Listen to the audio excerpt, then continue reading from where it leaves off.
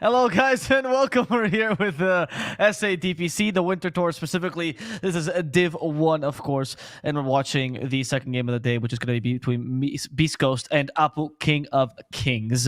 My name is Epulze, and joining me on this wonderful panel is once again Bowie, but this time we changed the way Kips, and we brought a great person and an ex-pro player, Winter. How are you doing, my friend? Great. Hey. I just woke up in time for the game. 7 a.m. Because he was so excited. Yeah, he was so excited for the game. He jump-started, woke up, and he's ready. This Winter's new to the region, but he has enough knowledge about Dota to prove it. Are you excited to learn more about SA, Winter? Are you excited to be one of us?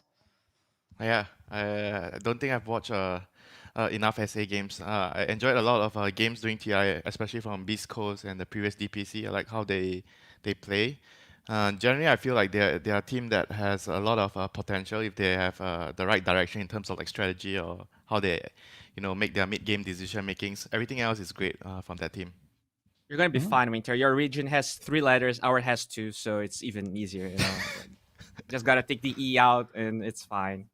Easy. But Avo, how do you rate these 2 teams? I mean, I know you're the one that can be biased this time. So, how do you think King of Kings is gonna fare against the Giants?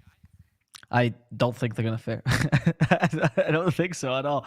Look, when you watch the so to give some context to people that weren't watching last season, King of Kings or Apple King of Kings used to be Nomistas last season, and they were in Div 2 or lower Div as it used to be called. I love that. I love that Slack line. And they made it through, and they did. I would say they probably looked as the best team in Div 2, probably like up there. I mean, it was kind of hard to tell because there's like 4 teams that were kind of very similar, but they, unlike last season, we saw Hokori rise, for example, did not look the level of the Div 1 teams. Like they're not like they don't have much staying power. And I recently casted them in a couple of small tournaments as well. Not very good. Like they still have the same issues they've had since I saw them being created, so I'm not super hopeful for them. I'll be honest with you, especially not against Beast Coast. When But maybe Bowie, you have a different idea. Sorry, when you say issues, usually I feel like the teams like the Div 2 teams or even like the lower Div 1 teams, they have a lot of issues with like laning.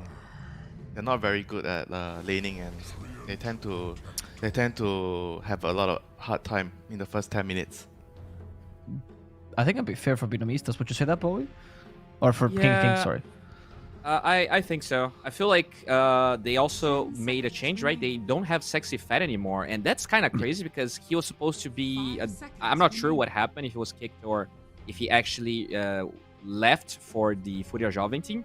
But now he went from Division 1 team to actually not being the DPC at all. But anyways, I think in general, all of the players on King of Kings, they're probably a downgrade to the competitive ones in Beast Coast. And when you add this change of offlaner, it definitely, I mean, they're a great set of players, but Beast Coast, they're a totally different level of most of Division 1, I think. For King of Kings, if we can continue to talk about the quote-unquote issues, I think to me the biggest issue was actually the decision-making in the mid-late game. I think they made a lot of questionable choices then, and oftentimes their game plan seems to devolve into fight without much of a thought behind it, particularly for Benny. Yeah. But that's kind of normal, I think. Like in a lot of regions, like the Div 2 teams, they they employ a style that's really similar to how they play in pubs, where you keep brawling. But when you start to figure out when to brawl and where to brawl and what to do in the game, that's going to elevate your playstyle to the next level. But usually that comes from having maybe an extra experienced captain in your team, or someone that's more experienced in the higher tier teams.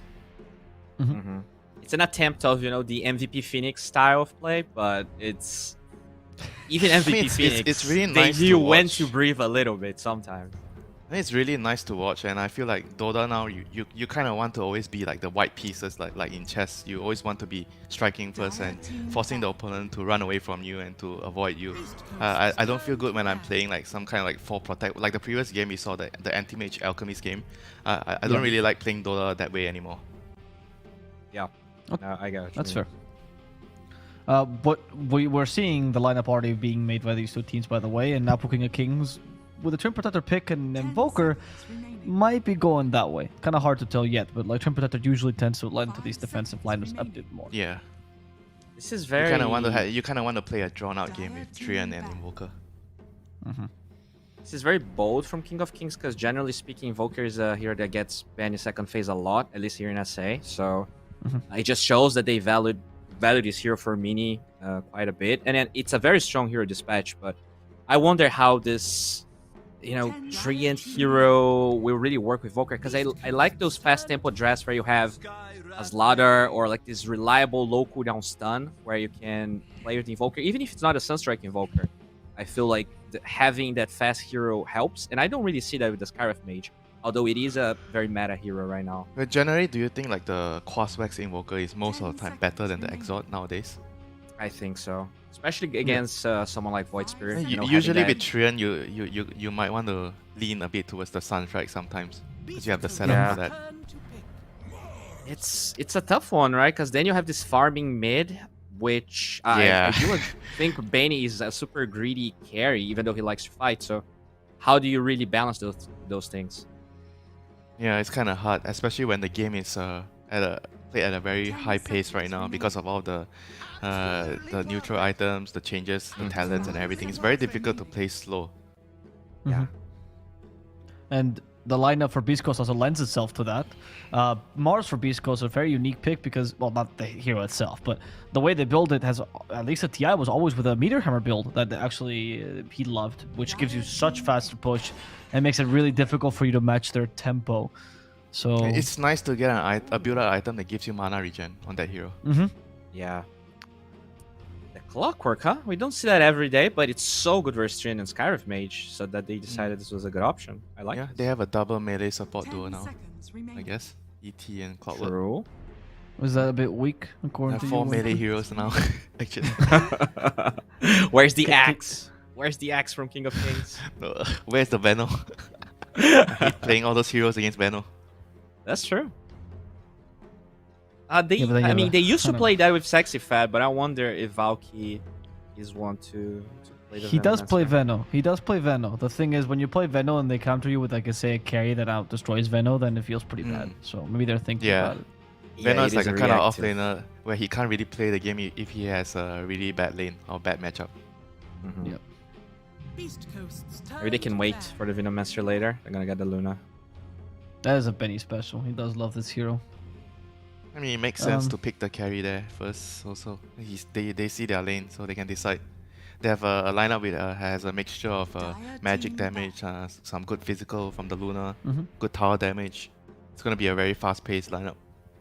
I'm expecting a Quaswax, of course. If it's an Exort, then it'll be slow. Yeah. I think this is fine. The Luna Treant Protector lane is overall strong. I think having this fast and range hero on the Luna makes you safe against the Mars Clockwork lane. Yeah, it's gonna be very difficult to play Mars Clockwork into the Luna Treant. I think when they get level 3, you won't be able to play the lane. The only way you can try to get something done is maybe you get a wave, you pull the wave as Clock, or you try to get your level 3 and maybe you can try for a kill at level 3, but at level 1 and level 2 you're gonna be having a very hard time. I agree. Maybe this is even a lane where the Clock goes for Cogs level 1 and you try to body block? Is that even... Not sure, I don't see people do that much anymore. Yeah. Because of how the spell has changed. But I see what you mean. You just need to get to that point because Clockwork as a pos 4, he's very heavy reliant on his early game. His first few minutes, if he gets a good start, like good levels, then he can rotate around. He basically doesn't really want to sit in the lane for a long time. He wants to get his, especially level 3, second point in the battery. Then you want to move around to get kills. And let your offlane soak solo XP, if possible. That's the dream start for you. Yeah.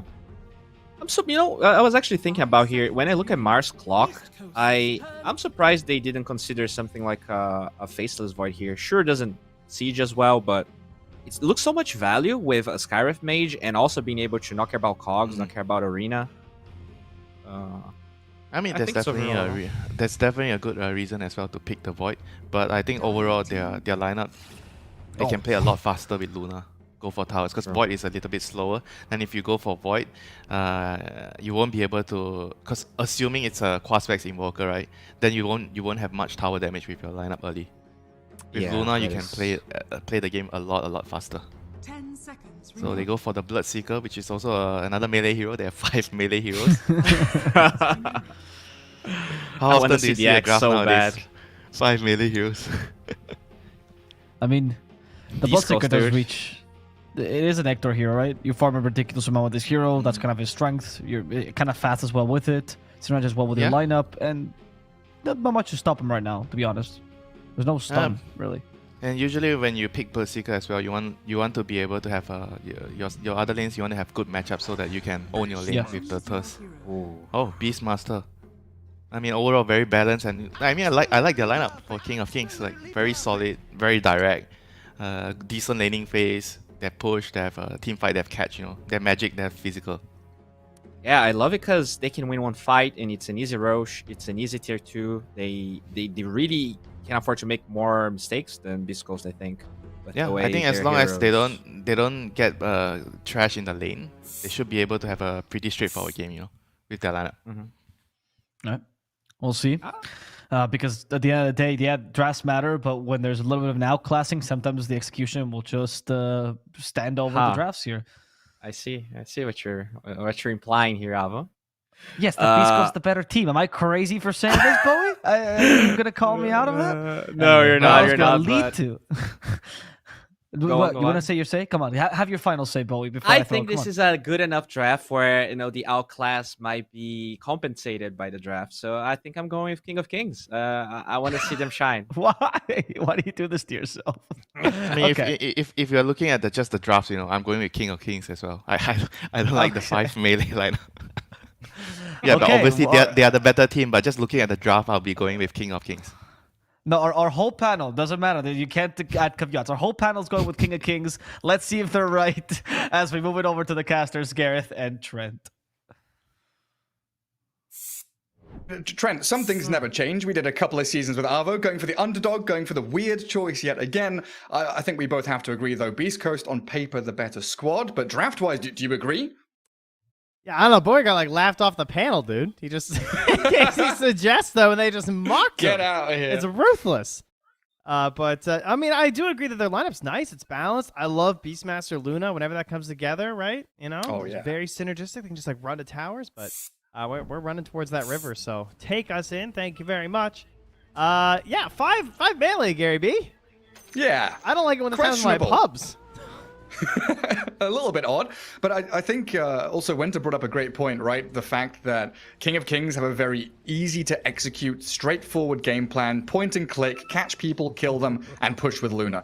You can have that alacrity on her, whereas Beast Coast, like you say, 5 melee heroes, it's much more nuanced in how they want to play around with this, but they've got so many ways of getting on top of heroes, Hookshot, the Void Spirit, even Mars with like a Blink Dagger.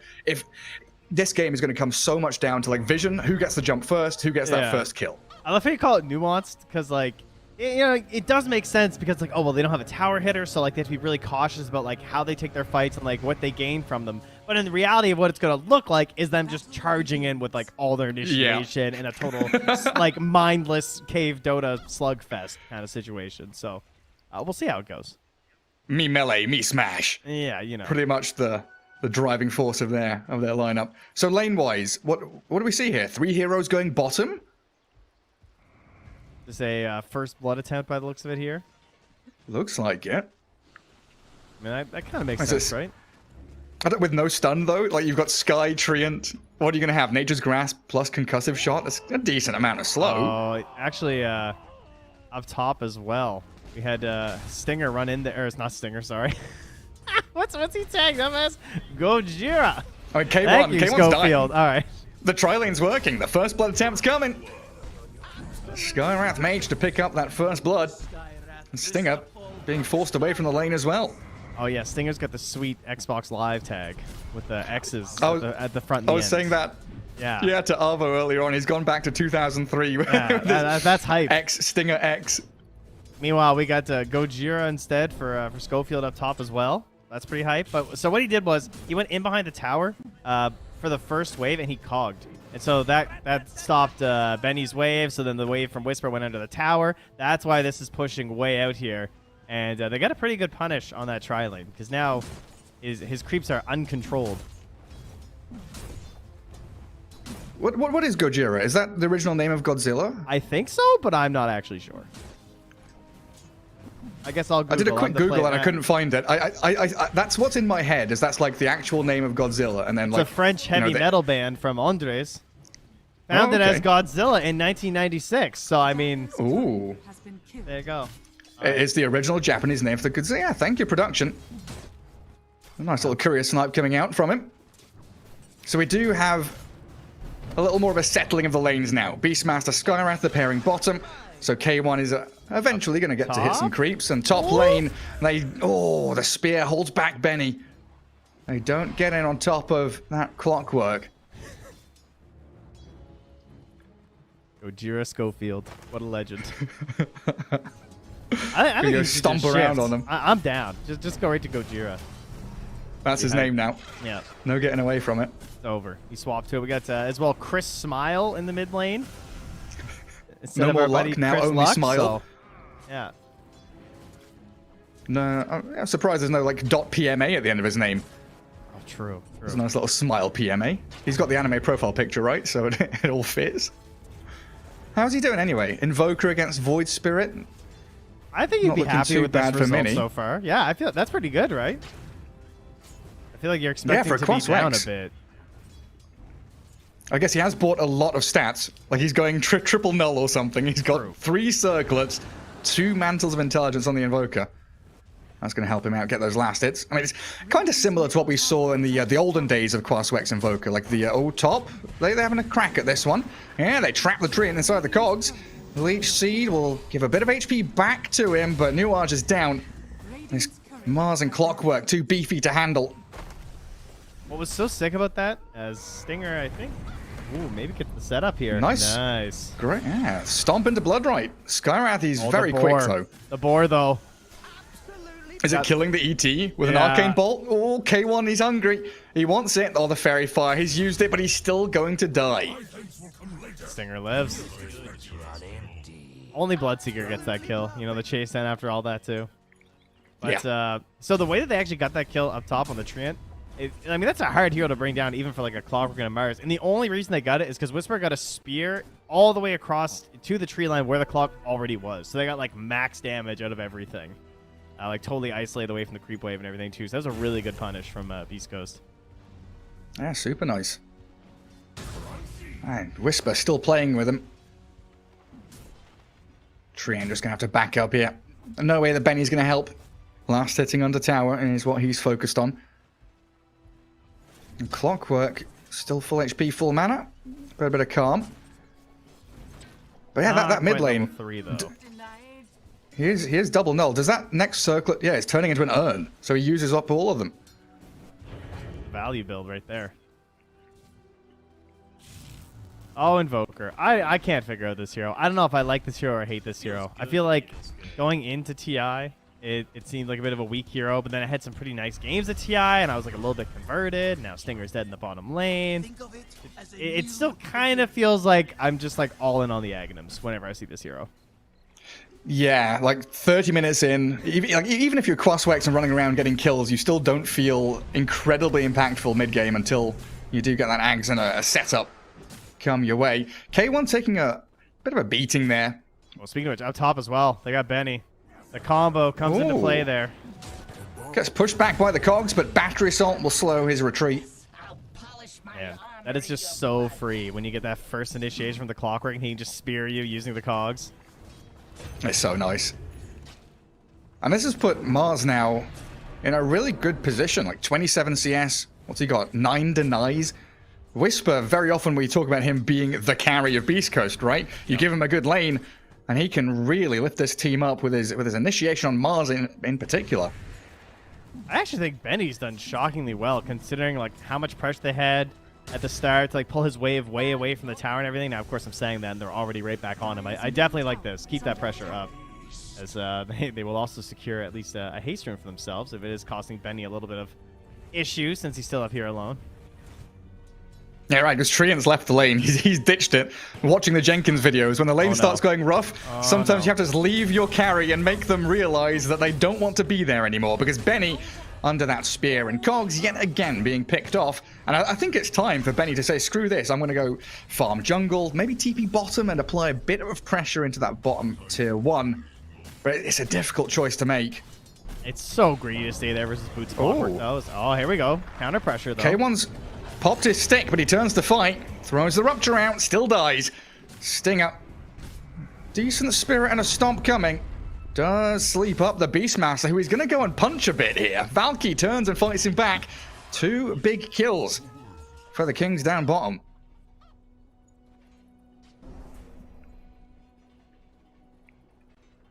It looks like Benny is still going to go straight back up to that top lane. It's time to leave, buddy. You don't want to, like level 6 Whisper. He's got Mars Arena ready. Could just be a straight up solo kill there. As it looks like we've got Schofield. Clockwork on top of the Treant. Mini makes a little rotation over and clips him with that tornado under the grasp. Good little play in from Mini. Helps the Treant and takes down Schofield, who he's in his signature position. Enemy triangle with no teammates around, scouting people out, and sets up at least a trade. Oh, K1 again. Oh, he's dead, isn't he? Down he goes. Alright, it's been a rough old time for that Bloodseeker bottom. 3 deaths already on K1. Yeah, we were complaining a little bit about like Benny's time and everything, but at least Benny has like the faster swap into the jungle, right? Like, you know, you're a Luna, things are gonna go a little speedier, the recovery's gonna be good. He also was saving those points too, as he was heading towards 6, and then he pops like right into the 2 on the glaive, so he's looking good now. 2 glaives, 2 blessing. Smoke coming in mid though. APU Kings have their smoke broken, but they still have eyes on that mid lane. Good silence, and with that cold snap ticking him down. Chris Luck dead, and this is that early game snapping into action, the point and click, find targets, kill them off, that we've been wanting from this dire squad. Treant ruptured. He'll be happy just to die and trade his life for the Void Spirit, and no great loss there.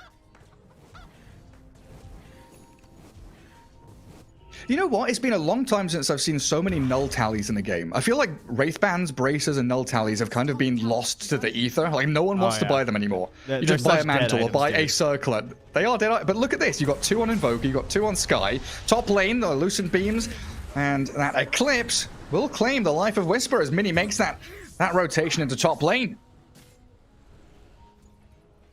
This was one of the main issues I had too with the Qualflex Invoker was, oh well, as I'm saying this, he's also been gone on. But just trying to get finish him though. Rotations. They've got the dust, but he's running away. He's tanky. He's got vitality booster, double null. You can't touch him.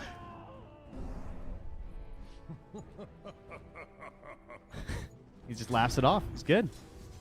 He's fine. But yeah, the Invoker, we talked about it so much Season 1 and 2, right? It was a very popular hero, the Void Spirit, the Invoker, the Puck. Those early game rotations as Stinger dies bottom, the transition from lane into side lanes, making sure that those kills pay off, you get earn charges. It can be easily read by your opponents, but so far, Beast Coast have kind of just let it all happen. Yeah, things are looking pretty good for some of these predictions. You know? We shouldn't have laughed at Bowie, huh? We'll see, though. You know, it's a bit of a slow burn. We're waiting for some very specific items like the Blink Dagger to come out there on Whisper, get them really activated, and then, of course, Clockwork, you know, Ultimate. I mean, I've played a decent amount of support Clockwork lately, because I used to love playing offlane Clockwork. And then the hero just felt, like, so sad and so bad. And then 5 Clockwork came back, and I really enjoyed playing 5, so that was pretty cool, but you know, the constant trend is, of course, as sort of Winter was pointing out, like, you really want to rotate on this hero. You know, you want to go to those lanes, create an outnumber situation, and just, like, dumpster whoever's there. And then your second stepping point, of course, is right now, when you do get the level 6. And you feel so powerful now as Clockwork with these short cooldowns. Like, 1 minute hooks? It feels amazing. Yeah, especially for like counter initiation, going back to the point about the Invoker where his side lane rotations are so important, right? You TP, you hook shot, even if you don't, you know, turn around with a kill, like you disrupt right now. They're like right now is a It's perfect happening, time. They go Gary. on K1. They've moved in onto the Bloodseeker, but they get the kill too fast. Inside the arena, they burst through that Nuage's Treant and the Skywrath blown up as well. Valky in a bit of trouble as Chris Luck swings back into action, but he's scared. The hook shot onto two of them and traps them both in the cogs.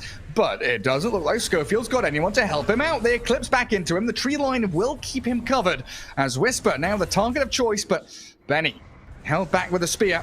Now the choice has to be made. Do the APU Kings want to continue onto Stinger? They do. A killing spree for Mini. 3 kills in a row. They only lose a couple of supports. Oh, man. If they get that save on the Bloodseeker, though, that fight can just be turned around so much better for them, right? Like, he's the best hero to have in that situation. Everyone's getting trapped up. That double cogs there. Like, imagine a Bloodright comes out there and they can stop the Eclipse using the battery assault, too. Could have been such a good cleanup for them, but great target burst down there from the Kings. So good. And now they can actually move this into a tier 1, and like the panel was saying, this push, and you mentioned it as well, right? This Inner Beast plus Lucent Beam, Lunar Blessing, sorry, not Lucent Beam, easily dispatched with the tier 1 bottom lane. And you crack open the bottom jungle now, which is where that Beastmaster loves to play. Farm jungle with a hero, push bot lane with your Helm Creep, and cause that pressure as he just leaves a chipped vest. Oh, no. In that small camp, because it looks like Mini is aiming yet again for a kill onto Stinger. Good ice wall placement as well. Stinger slowed and earned charged. Oh.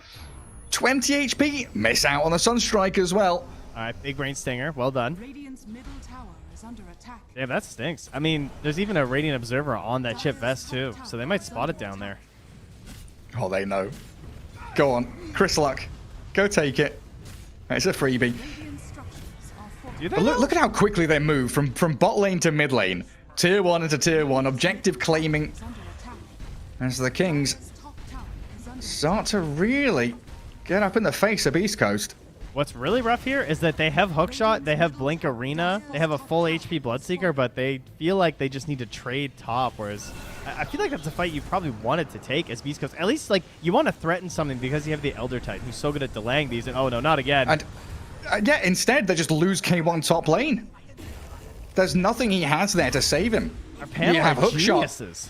from Schofield, but the aggression from the Kings just keeps on coming. Now a roar. Schofield's dead here for sure. Silence him twice, just to be sure.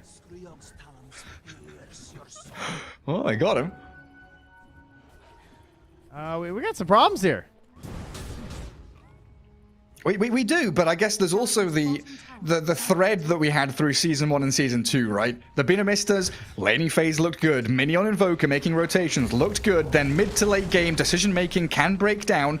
So we'll see if they've learned their lessons here as Whisper cleared up in that mid lane. And on the flip side, Beast Coast has kind of been the opposite, right? Lanes have often looked poor, but then the mid to late game split push, decision-making, team fight coordination has always looked spectacular. It was actually unbelievable last season how many games it looked like they were going to lose, and they would claw them back. Yeah. And they had the most ridiculous wins where it's just like, well, yeah, we expect you to win, but, like, not that game. Come on. Like, how? So, yeah, perhaps the trend will continue here. It's a good sign already that Valky's back doing the Beastmaster things in the top part of the map, because, you know, Fireside Beastmaster doesn't want to be there. He wants to be down bottom. He wants to be controlling near your outpost and helping to pressure that bottom tier 2 tower, but instead, East Coast, they've taken it back over, and now they're moving into that dire triangle where you know Luna wants to be. And they've got this blink on Mars as well. They'll get straight on top of the tree, and not a huge kill.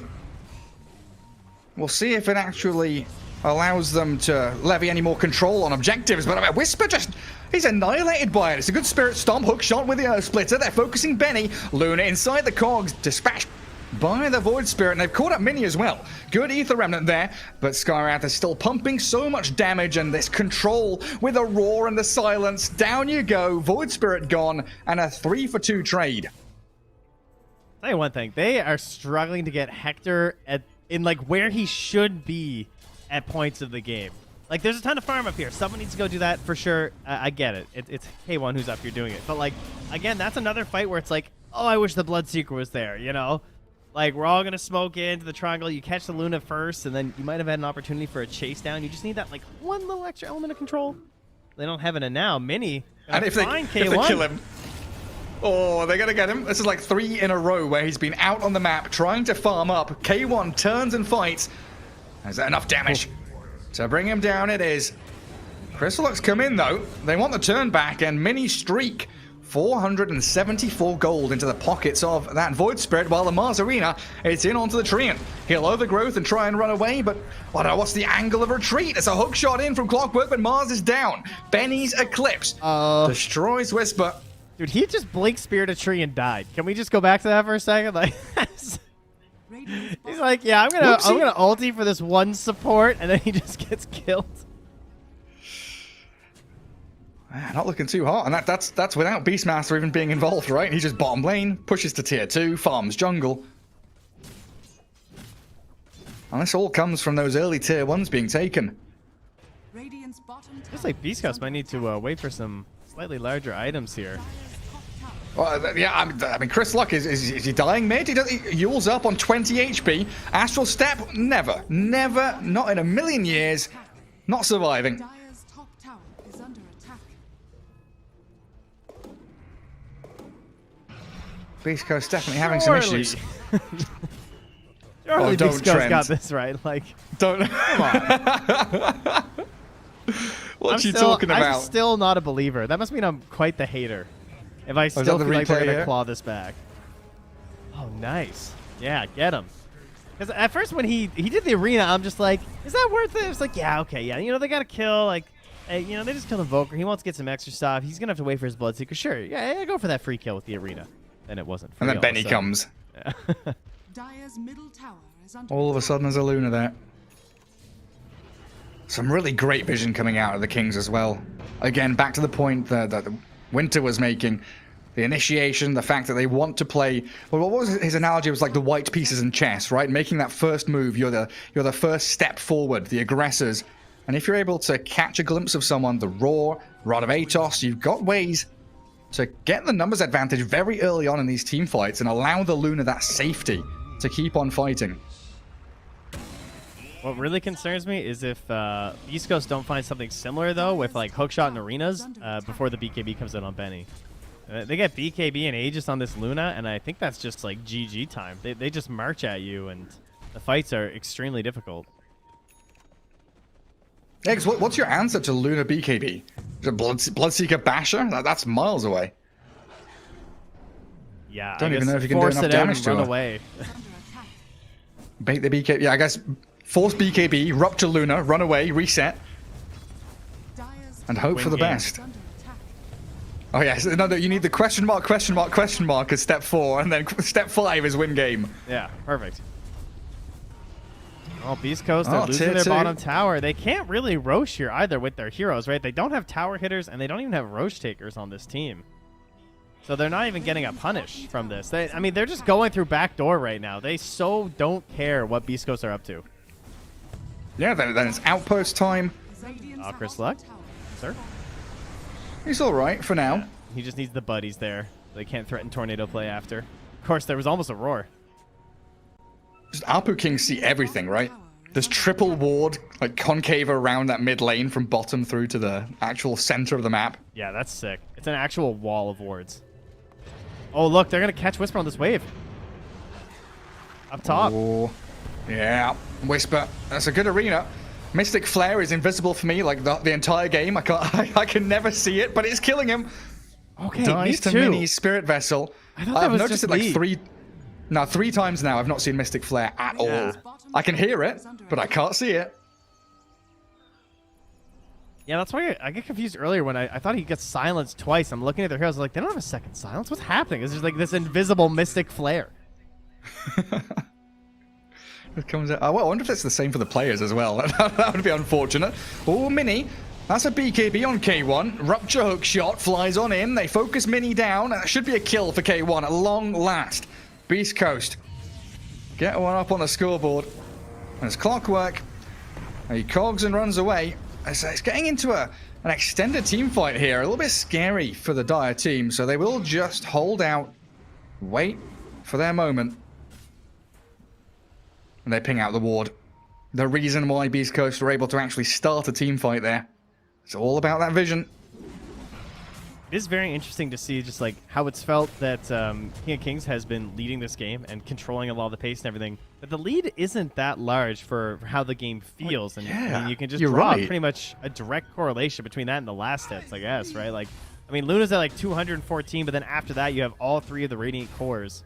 Because Mini, you know, your Kowalski's Invoker, he's just running around the map. Then he wants the last hit of Clockwork now, though. Not going to find it. He's trying, but yeah, so that's a good point. Usually with Kowalski's Invoker, we see the Spirit Vessel into Hand of Midas, right? Yeah. But he's gone the Boots of Travel, the Blink Dagger, not even heading into Aghanim Scepter or anything like that. So I wonder if he's going to go like Blink Hex here.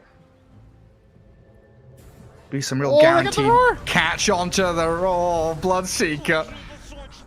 Again, this vision paying off dividends. It's just expiring too, so they're gonna come and deward that, and it's gonna be dead. Oh, that's like the greatest feeling. I hope that happens. Well, they got 50 seconds left on it. Yeah. Beast Coast know that Roshan's happening now, but without your Bloodseeker for 30 seconds, I just don't see a way for them to contest this. So they push bottom, they push top. They're prepping for They're it, though. smoking. They've got Spirit, Stomp. They can delay this, slow things down a little bit. In the back, they are chasing Gojira. Clockwork's down. Nuanges puts him in the ground for 40. And the APU Kings thinking about breaching high ground with a Treant. They keep Beast Coast at bay, and that's Roshan secured for Benny.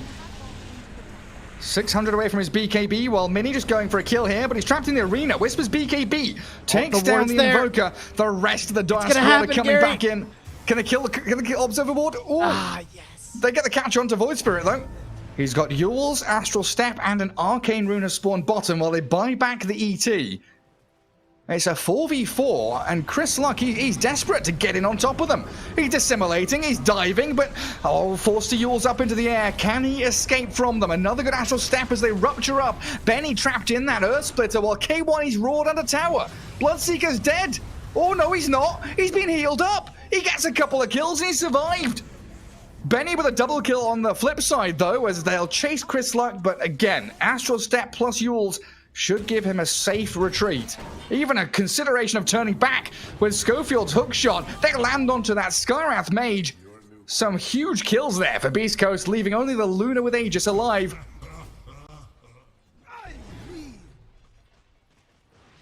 And that's a scrappy fight from both sides. That was the exact kind of Beast Coast fight that we saw like all of last season. We're just like, how? Like, how did this work out well for them right now? Like, there was an Aegis on this Luna. You're fighting under their tier 1 tower. Chris Luck just dives into the middle of all of them, and somehow in the end, the math works out. You know what I mean? This is literally what happened the entirety of last season. Like, you have no right to win this game. Like, look at this play. He's just jumping into 4 heroes right now. Forces out the ulti on the Yules. That was really sick. And then that spear, too, while they all back. Like, suddenly they just hit all their spells. This is how they play. Look at K1, right? K1 is like 1 HP, and then heal. Oh, man. So close. And then they can pick up the pieces at the end. But you're right. Like, the defining factor there is the Dire team getting Roshan, having Aegis on Luna, feeling strong, and Beast Coast just saying, nah, we're better than you. We know exactly what we can do.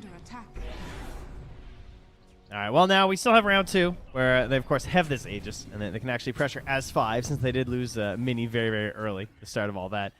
Mini, though, going to be really slow that next item, like going towards that BKB with like the pace he's been farming. I feel like that's going to take a while. They might want to put some emphasis on that if they'd like him to have that going high ground, because, you know, could be bad. At this point, he becomes an Alacrity bot as well, right? Yeah. You Alacrity Luna, you sit back, and I do like the positioning here. Mini is very, very far back. Valky just in front of him. Then there's Luna, the only one showing. This is some objective gaming. They don't have that much damage right now. You know, like, they need to hit their sky spells.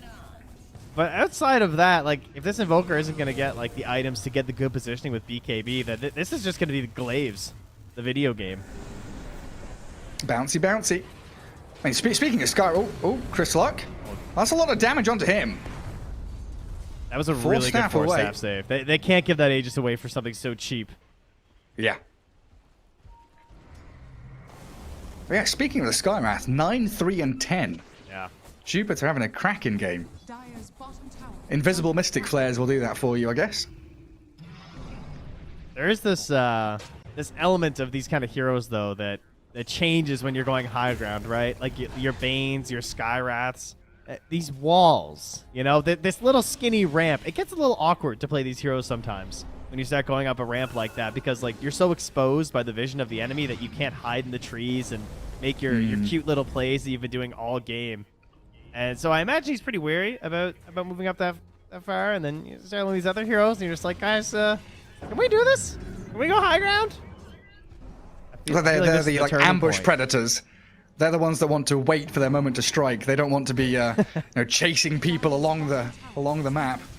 They're jaguars. They sit in the tree. They wait. They are hiding in the fog. What's the other? Is it endurance predator? Is like humans are endurance predators, right? That's like Bloodseeker. Bloodseeker is like endurance predator. He'll chase you the whole freaking map. Hello, tornado ice wall. Toying with Whisper here with a Centaur stop and a roar. That's him done. Didn't even need the Sunstrike. Radiant's middle tower is under attack. Now an endurance predator is playing 12 games of Dota in one day. I've been training. Yeah, I've got my endurance up. That's ILTW. What was his? It was like 25, 27 games or something. I don't know. Ridiculous amount of pub games like during the major. Dire's bottom tower is under attack. Radiant's middle tower Well, has fallen. Beast Coast still doing BC things, pushing bottom with K1, farming enemy triangle. But they are getting held back in their base, while Chris Luck, he thought he was invis and hidden. Under a sentry there from the Dire team, forced to get away, but that's Eclipse used. And he's going to go straight back. Chris Luck, he wants this tree in real bad, and he'll take it. Oh, will he? Forced out to high ground. Nuages, the Dissimulate's there, and he'll be tracked back by the Void Spirit. While Clockwork, he Schofield went in for a hooked hook into shot, but Sky. died. Yeah, he went in. He thought like, oh, we're killing tree and chasing forward, you know, like, ignore the tree. Come on, guys. Radiant's top But no one tower else was is there. under attack. All right, so good things for the Kings is that they did get the all the other towers with that Aegis. I would take that as a success. I'm glad they didn't like ram their heads into the racks and lose a lot, but they still need to be cautious in this exact moment right now because they smell blood right now for Beast Coast. This is just classic Beast Coast, right? They're in enemy triangle. They're finding a huge kill. Benny, oh, the Satanic heals him back up to full. You can't battle this Luna now. Whisper on the run back as he's lost Stinger. No supporting cast with him. Sunstrike just too far ahead. That Arcane Bolt will follow him to the ends of the earth. Can he get away? TP on cooldown, Blink on cooldown, and it looks like Treant has tracked back all the way to the outpost to gather up the XP for that Skywrath kill. Jeez. Ooh, Alright, a now we wait psychic for next headband rush. for Sky as well. Hell yeah. Does he have his shard yet? No. Go on, get your shard, Skywrath. K1 Oh, forced to Mini BKB. too.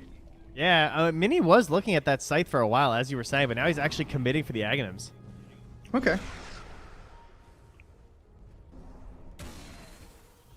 I wonder if it's because he saw the Perseverance on the Bloodseeker. Because I was wondering if someone had Lincolns, which he does now. He was going to go BKB and Lincolns. Maybe that's swayed Ooh, Mini's Stinger. decision. Which I was also just thinking that it's always good to have Psychic too, right? Whenever you see a Lincoln's being picked up. But yeah, that's a quick kill. Oh yeah, to pop it. Yeah, you're right.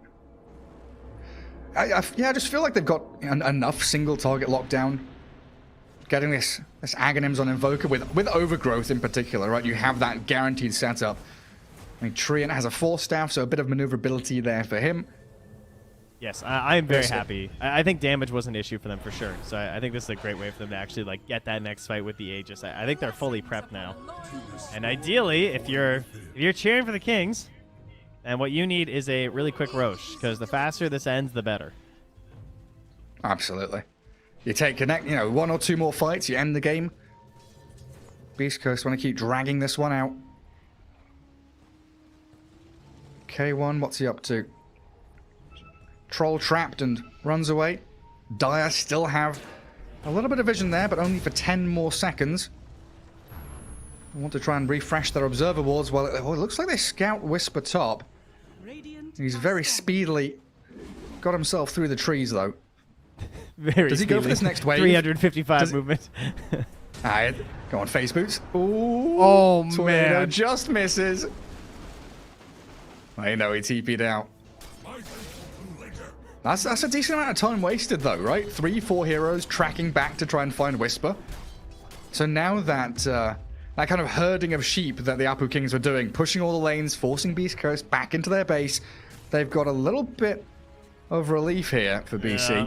That was like a worst case scenario. You're chasing this Mars out there. Everyone moved. You miss all your spells. He gets away. Everyone else on Beast Coast is pushing out lanes and farming, and Roche still doesn't spawn for another 2 minutes. Like, ooh. Yeah. Ice Frog doesn't want it. Was that max time? I think it was. It must have been like 2:59. It looks like it, right? Because like at 1 minute, it was 1/3. Yeah, I mean, halfway is going to be 1 minute 30, right? The way it looks. So that is Dude, that's got got to be like max time. That's so unfortunate. Yeah, you're right. You're right. Dude, this game's rigged.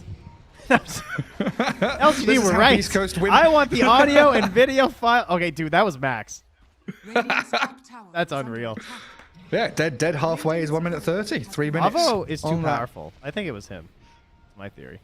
You know, What's he Avo just done? can't. He doesn't want the Kings to win. Didn't you hear him? You heard his sarcasm on the panel. Oh, yeah. How he I just think Beast Coast's a accosted better Bowie. team. Yeah, yeah. Mhm. And then both of the real analysts were like, this draft from the APU Kings is really strong. It's significantly better. Which it is. Oh, 5 he's looking for the melee hook shot. heroes Oh, on- block it. Oh, no, he's dead. Oh, no, he's not. He's running. Hasted. Oh, but it ends. Yeah, he's a goner. I love the desperation of the little hook shot just waving around. Like, which way? The grave. Animation cancelling, yeah. 6 feet under. At least a D ward for Beast Coast. Whisper smoke pops. Mini thinking about the turnaround. They do have buyback on this clockwork, and something they can play around here as Beast Coast is if a fight does break out, they can bring Stinger back. Schofield, sorry. Very focused on the Roche pit, though. Look at them, like, is it up yet? Where's Roshan? Why isn't he alive yet? 10 more seconds to go. Actually unreal. That is so unfortunate. But in the end, they still have great positioning. I mean, this is theoretically your perfect time to punish since you know what's going to be up. There's the flare. In case you were wondering, yes, that is how the game works. It's 3 minutes. We're The big man is smoking. alive. It's time to go. He does the Who's drawing those in-base lines? angled flare. Very important as a clockwork player. You want to show that, oh, we're totally still in base. You don't want to be flaring from somewhere else, right? That makes sense. Clever. Yeah, yeah. Dire Vision, Treant looking to pop smokes. Oh, he moves Mini's away from his crazy. post, though. Middle tower is under attack. He's gonna try and go on a clockwork there, but in moves Whisper. Nice two-man arena. Benny, BKB Satanic, turns the battle. They've lost the Skywrath, forced to buy back, but Valky dies to Roshan in the meanwhile. Benny is still slowing them down. The Skadi doing some good work, and a double kill for Luna comes through. No buyback on K1. 2 cores down for Beast Coast, so Roshan looks locked up now for the Kings. Man, that felt really risky, but at the same time, I guess like they don't have that much burst right now on Beast Coast. Oh, the jetpack, the Sunstrike. Schofield, he's got the backup of Chris Luck now. They're on the Invoker, but yeah, living armor. Oh, please That'll get keep that him. arcane run away from him.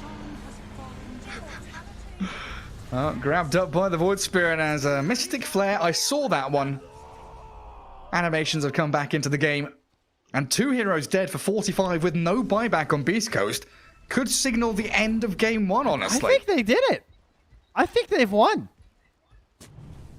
It feels that way. Middle tower is under Benny straight to high ground. Creep wave is coming. I still don't know if I'm ready to believe it. I'm not sure Valky believes it either. Alacrity Luna. Oh, look at her go. Open up that tier 3. Okay. Glyph Radiant slows things down. Now 10 seconds until Clock and Bloodseeker are back. And they haven't taken Radiant's middle tower. a single barracks yet. Oh, right, I'm not memeing. This is where Beast Coast shine, right? They're under pressure, it backs is against true. the wall. You've not lost your key objectives yet. But Benny has that Aegis and is frontlining alone, so you need to go in towards the back. Look for the tree and look for the arena. Catch him up with a spear as well. There's Whisper clearing through Nuage as well. Mini's invoking. He's invis, but trapped inside the arena. One more hit will do the trick, and Whisper takes him down. Oh, They do buybacks. lose Schofield. Clockwork gone to the Skywrath, but K1 and Chris Luck, they are hot on the trail. Benny's in the that's a base, good too. tornado meatball, though. And Benny is destroying their buildings. K1 and Chris Luck, they're contending with his Skywrath. Jupiter close to death. They can't finish him off. Chris Luck wants to retreat. He'll dissimulate down after that right-hand side. And Mini, aggressive blink, facing off against K1's Bloodseeker. Now Benny is roaming back across to try and meet up with his team. There's a couple of bounty runes there for Chris Luck. I guess the Kings did take the mid lane of Barracks.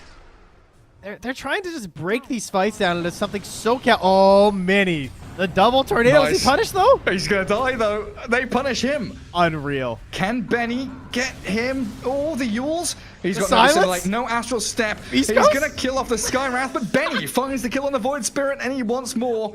But that is a speedy Bloodseeker sprinting off back towards his outpost. Okay. Weren't we hitting mid? Look where this fight ended. Like, they just drew them so far away from all the objectives. This was a Luna with 2 lives, all of the buffs you could ever imagine, and they pulled them into fighting over by, like, the old Roche pit. What are we doing down here, guys?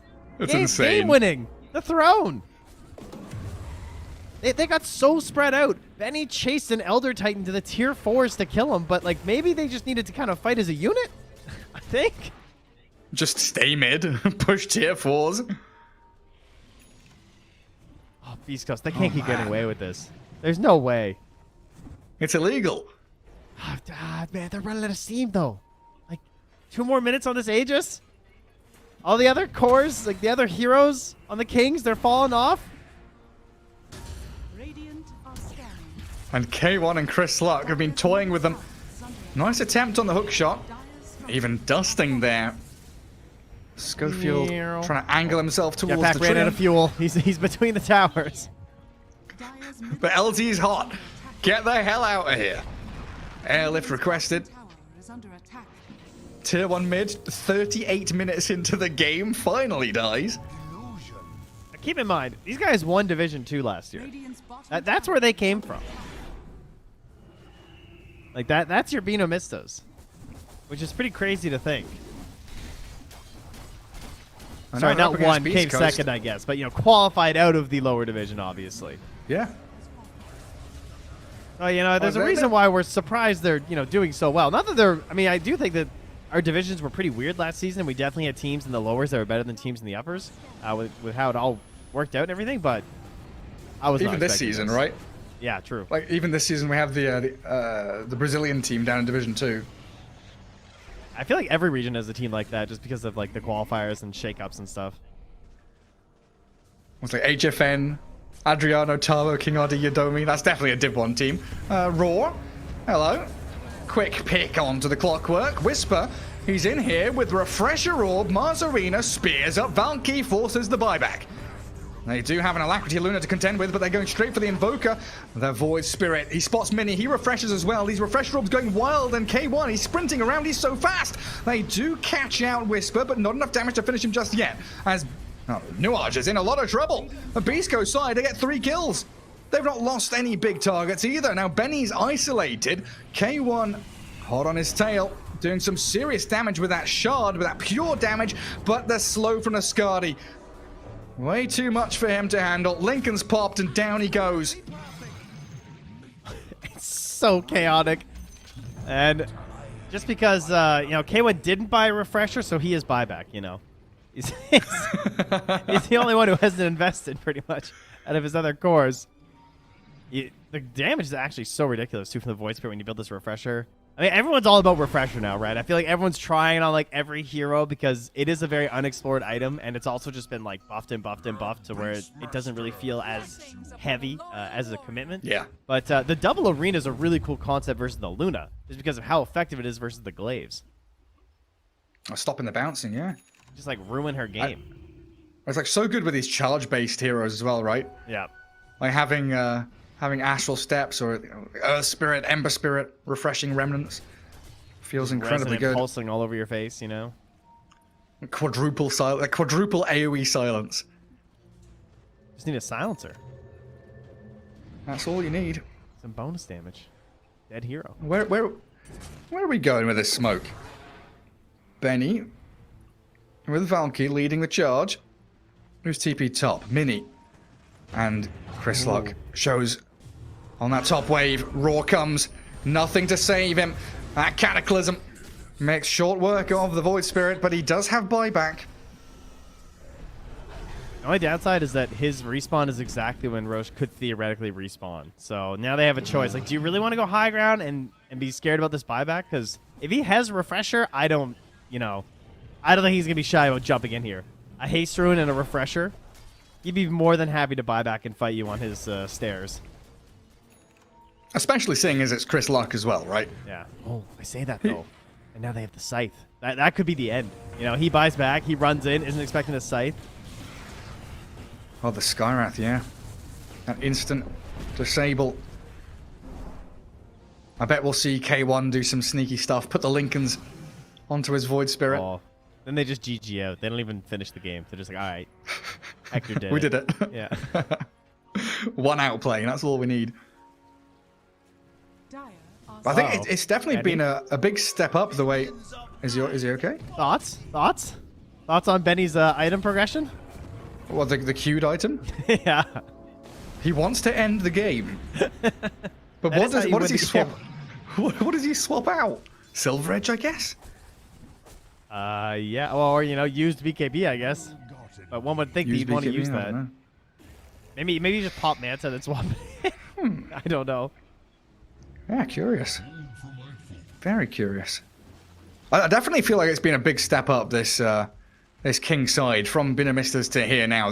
Like, the way they're controlling the map is such a way more collected, decisive, less chaotic, especially under the pressure from Beast Coast. Like, they're going bot, pushing wave, warding, taking triangle, knowing that their next objective is Roshan. And they're not and randomly just pushing high ground. Like, Mini used to feed like crazy. That was our biggest criticism, I feel like, is that he was just, like, a little too crazy.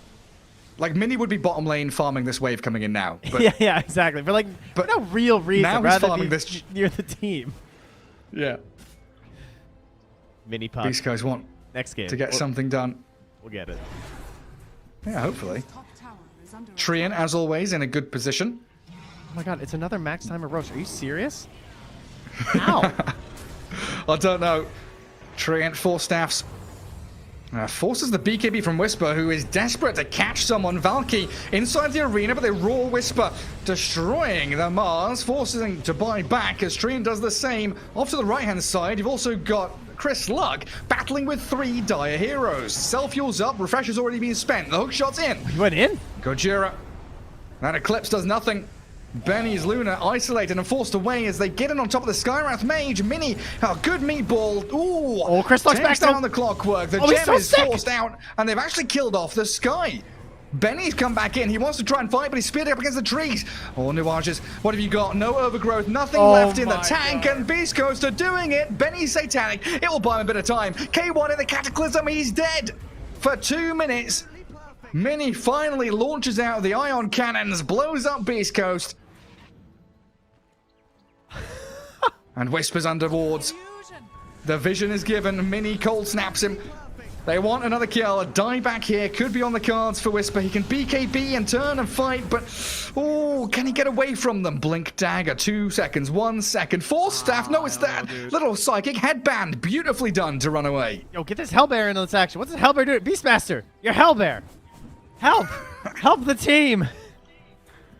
Where's the micro? Oh, come save us. All right, well, this Roche spawn is finally happening again. Oh my god. In These 20 fights. seconds. I've completely lost it. Dude, Chris Luck made the craziest play during that fight. Like, oh my god, he was so close to getting Tornado and being killed, and he like sliced his way back through the team fight, and then he threw the Tornado. I was like, this is it, he's dead, and then he flickers, and I was like, you have got to be kidding me. A Void Spirit with a Eul's, Refresher, Lincoln's, and then he has a flicker too. Like, that's Dota. It's so great for him here against Skywrath, like, earn Cold Snap. Man, he's a gamer. Do you see that? Couriering the mangoes? That's a gamer move. Oh, nice. Nice little refill. All right, Gorgia, Roshan. Old Schofield's had a bit of a rough second half of the game, I feel like, on the Clockwork. This is his moment, all right? The steal. Yeah, he's under a ward, though. That does make this Yeah, significantly they have so much harder. vision. Jetpack for staff, run away. Get yourself out of there. They clip the ET with that tornado, though, and that Rod of Atos Mystic Flare so quickly to take him down while Chris Luck was battling with Valky off to the back of the fight. But the Kings will reset, return to the Roche Pit, and claim their prize. Who'd you give Axe to here? Just give it to Benny? Must be. I feel like no one else is really worth it. I don't think Tree's worth it. Sky, I would be okay with. I'd be fine if they wanted to. But I also get the Luna one, because Luna Eggs is still busted. Alright, do you buy Rapier? You have the Aegis. Are they well, at that point? The answer is no. He swapped to Shard. Oh, good. Alright, well, maybe he just does both. 10,000 gold in the bank. Why the hell not? 22k lead now with Aegis Cheese. It's just a matter of converting that into an actual victory against Beast Coast. Easier said than done. What kind of buyback situation do we have?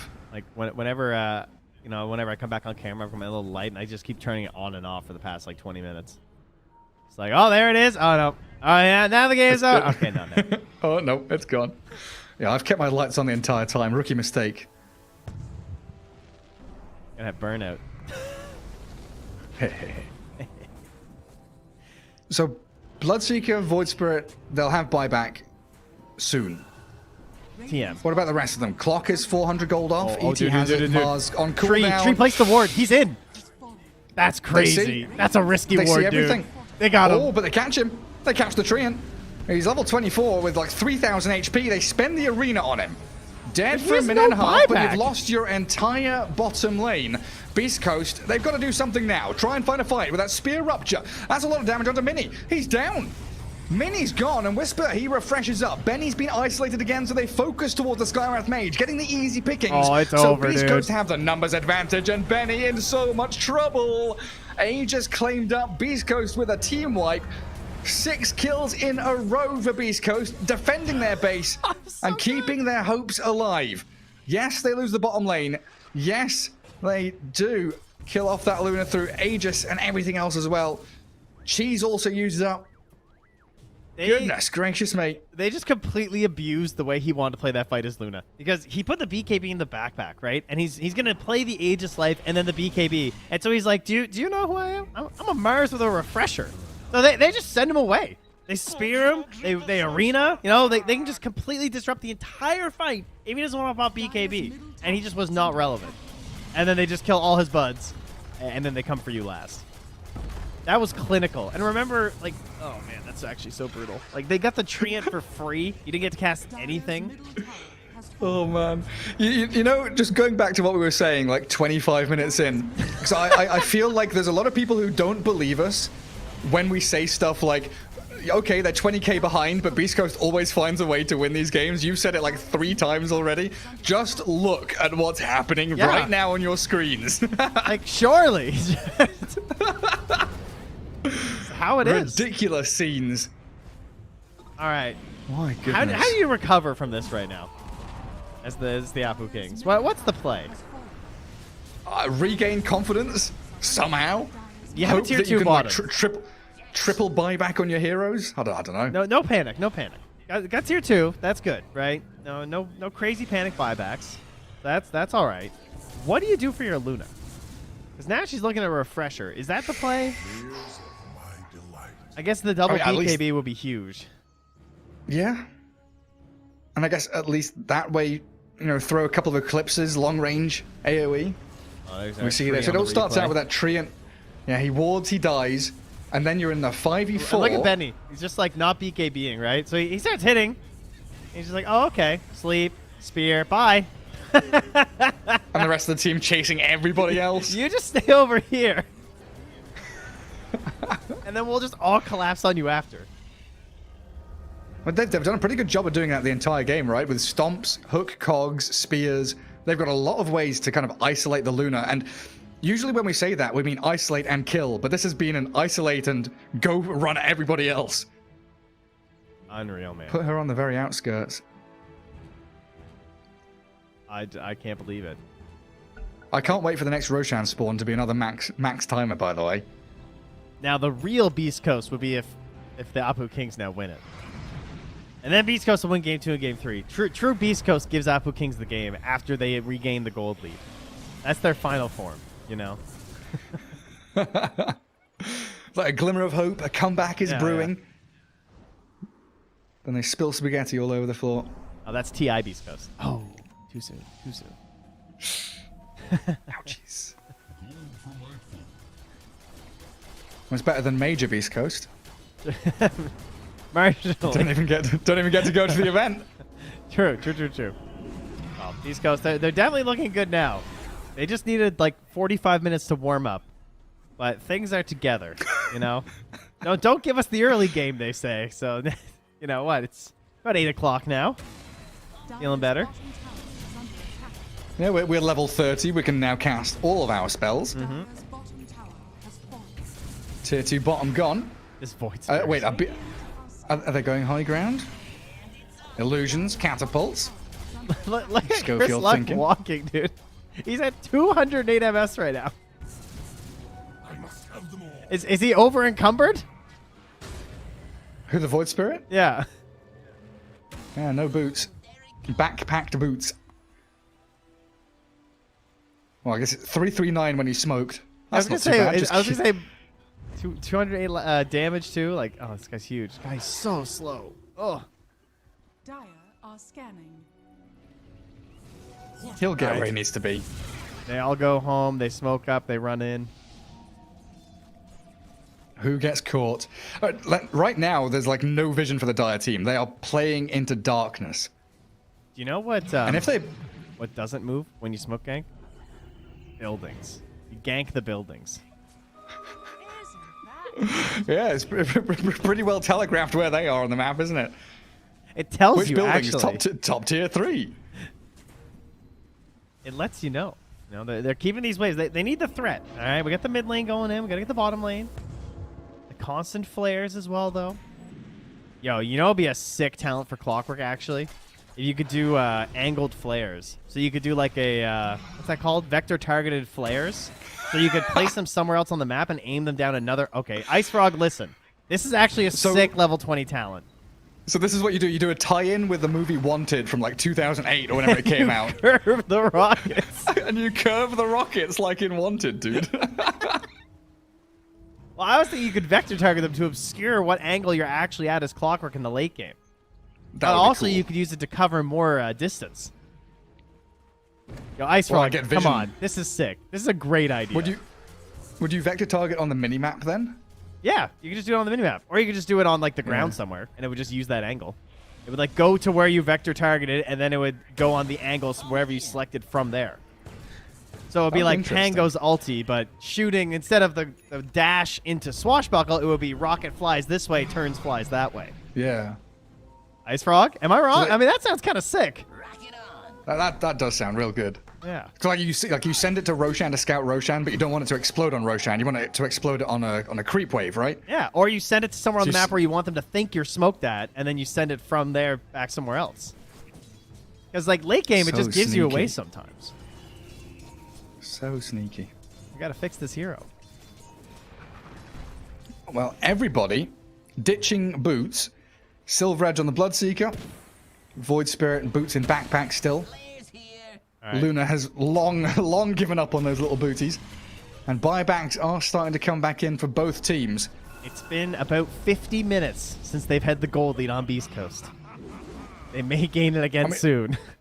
Where's Trent, where's it all gone? That was 25,000 net worth lead. Yep. All gone. Yep. And another long Roshan respawn, 2 minutes. Oh, under 1,000. Oh, it's coming back. It is. And the Kings are all grouped up around their top outpost. Beast Coast pushing in mid, farming up. I would like to send someone bottom to go clear that wave. But it seems that Their primary objective is to go and catch. What Look the at that. heck? Schofield, long-range hookshot, straight in on top of them. He's causing chaos at the very least.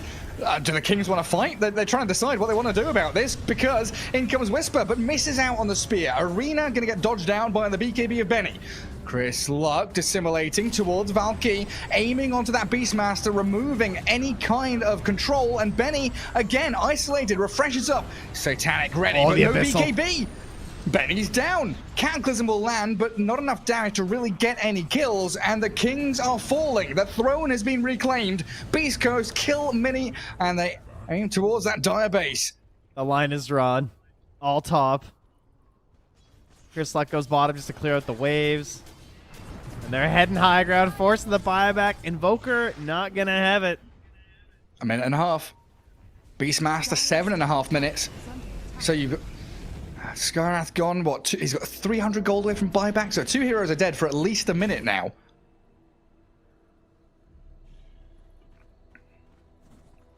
These refresher orbs have been so good from Beast Coast. I can't believe how well that fight went for them. With the way that started from Schofield just like hookshotting in like that. And just, because they didn't know how they wanted to play that fight as the Kings, because they didn't have any vision as to where he came from. Like, in their eyes, the rest of Beast Coast was right behind them. And so they didn't want to hard commit, but they were actually so far away from the start of that fight.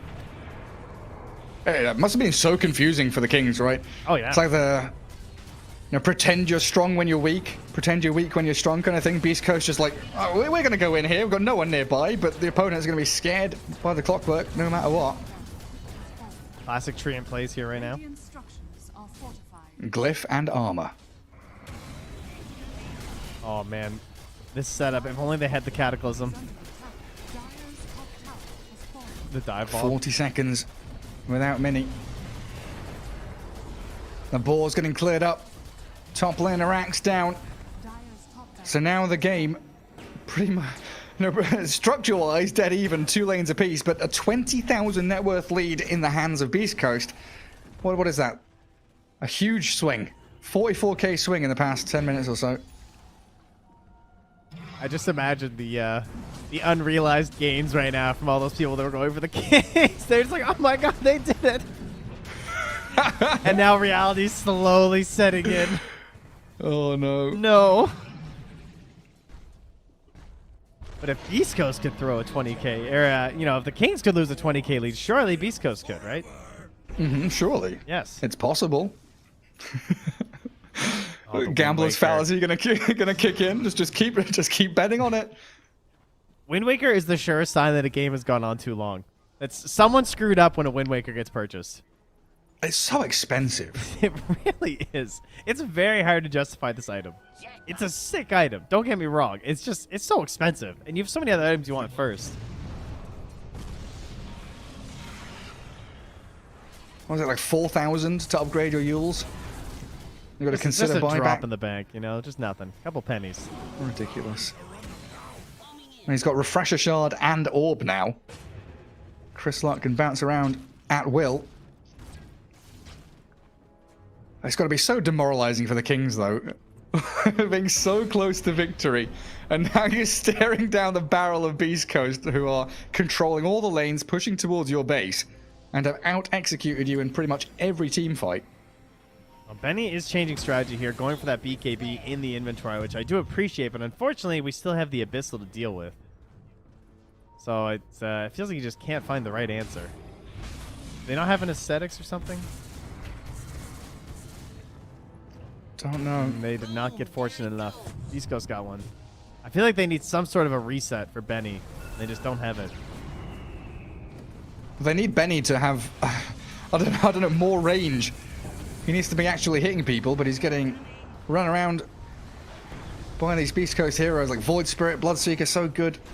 Dancing circles around them as they go for the initiation, straight onto that Treant. Valky annihilated in the arena, and 2 heroes dead for 2 minutes with no buybacks. Benny, he's battling, but Whisper, he's got the bulwark going. Nice shiny BKB for him there. Tickles. Self-cycloning as Chris Luck gets on top of that Luna. Benny down, and the Kings, they call it. The game ends as Beast Coast somehow from the pits of despair and almost losing to coming back as they always do. I My can't goodness. even. I would just be so sad if I was on the APU games.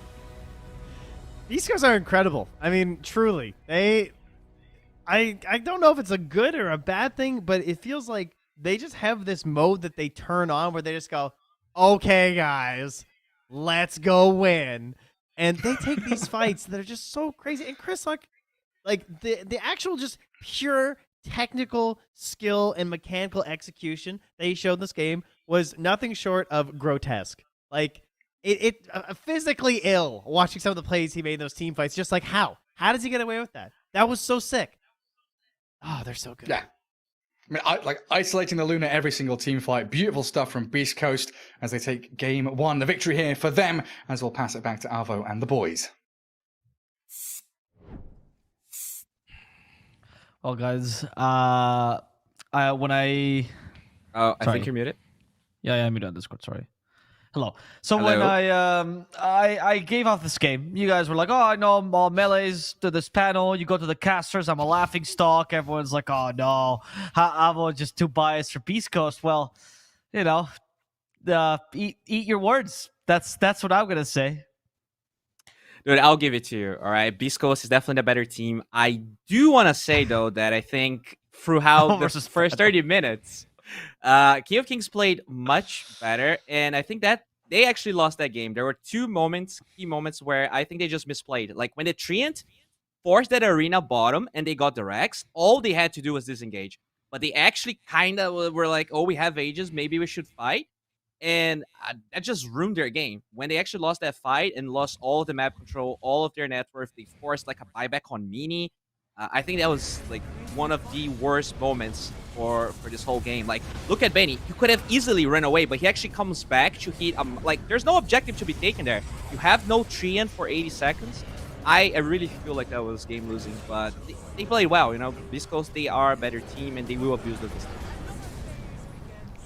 Yeah, I think would partly also is the earlier Aegis as well. Like the first couple, they didn't really use it very well. The Luna was always the last person alive.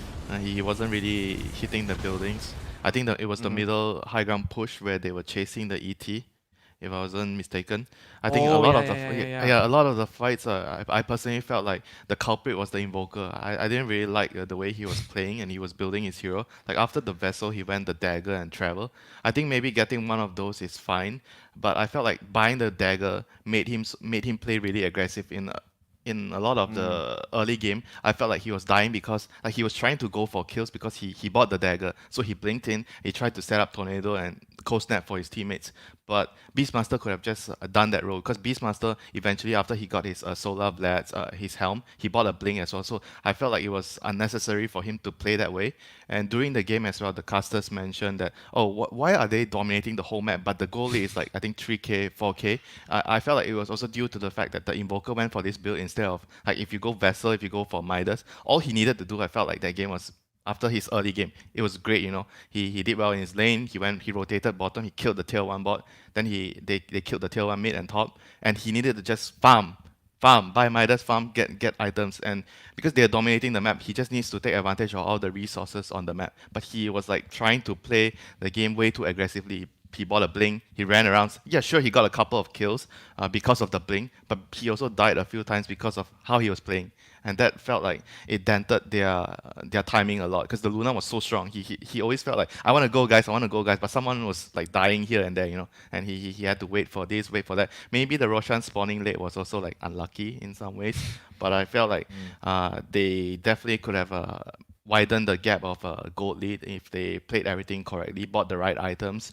But it was still really impressive, you know, how they played the whole game, except for the laning phase a little bit. I think they struggled a little bit, but after that, they were playing really well. They just couldn't close out the game. Yeah, an issue that we saw as well from Vietnamistas when they were in Div 2 as well, which is what we talked about, this lack of late decision making, lack of the consistency and almost the discipline to be able to close the game appropriately. Yeah, discipline is the key word. Yeah. But we have, as we go into the highlights, we're just going to take it into a small break, guys, because we do have a next game. But before we go to the break, I'd like to ask you, because this is really tough to recover from, because this is a game that's essentially won in your book, and then all of a sudden they bring it back in a ridiculous way. What's the goal here for game number 2? Is there a way you draft or something you tell your team to make sure that you don't fall into the pitfall of, oh no, what did we just do? Well, I think you pretty much played a similar game, like as Winter said, like most of their early game decisions, despite the lane, were good. It's really just about ironing out a lot of things. And I guess, maybe we sounded a little bit rough on King of Kings, but they are a Division 2 team that climbed all the way to Division 1 and actually took a very convincing match against beastcoast, which is for sure the best SA team. And that's very good. I think they could have won this game, and they can probably win game 2 if they just iron out those mistakes a little bit more. Yeah, this game felt like the Chess World Championship match just now. Both players could have won the game. There were a lot of mistakes. I'm starting to understand now what you've been watching these days, Winters. The third chess reference you make already. Dude, both of them plays Dota, Yeah, it's true. It is true. It is true. Anyway, we have a next match to go to. It's a best of 3, so King of Kings will still get one chance if they want to get back into this best of 3. Let's see if they can seize it. My name is Epulze. You're joined by Dota 2 Bowie and Winter Dota. We'll be back with the next game of the series very shortly after a quick break. Until then, guys.